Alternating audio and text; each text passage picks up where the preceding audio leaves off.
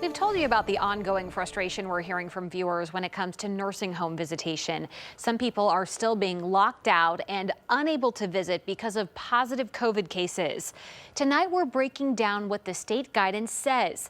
CBS 6's Leanne DeRosa explained how it offers more flexibility, but some say it is not enough.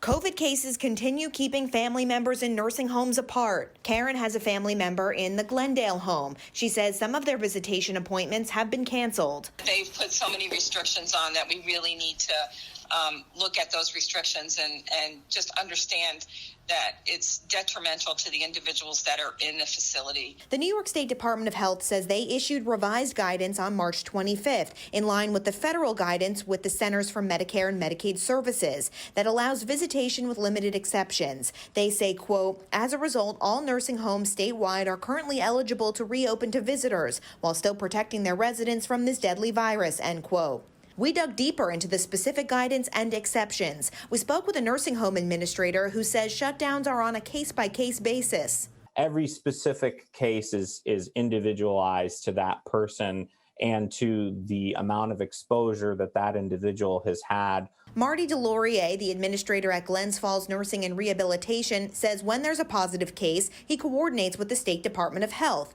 Guidance states they must immediately suspend visitation and do at least one round of testing to determine whether just one unit or the whole facility will shut down.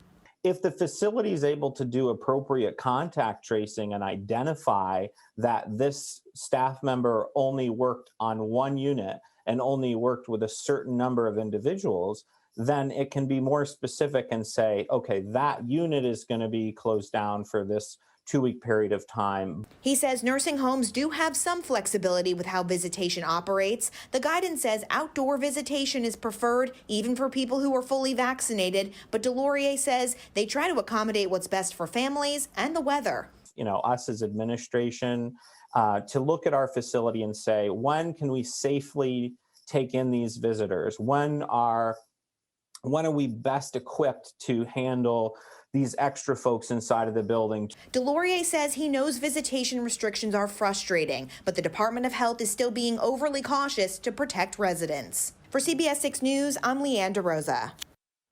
Thank you, Leanne. The Centers for Medicare and Medicaid Services put out a new rule just today. Long-term care facilities are required to report weekly COVID vaccination data for residents and staff.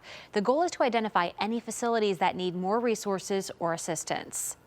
Dr. David Gifford, Chief Medical Officer of the American Healthcare Association and National Center for Assisted Living, said in a statement it is important that we not judge facilities with low vaccination rates, but instead seek to understand whether additional resources or outreach can be done to encourage more staff and residents to get the vaccine or help facilities acquire additional vaccines for new patients and hires.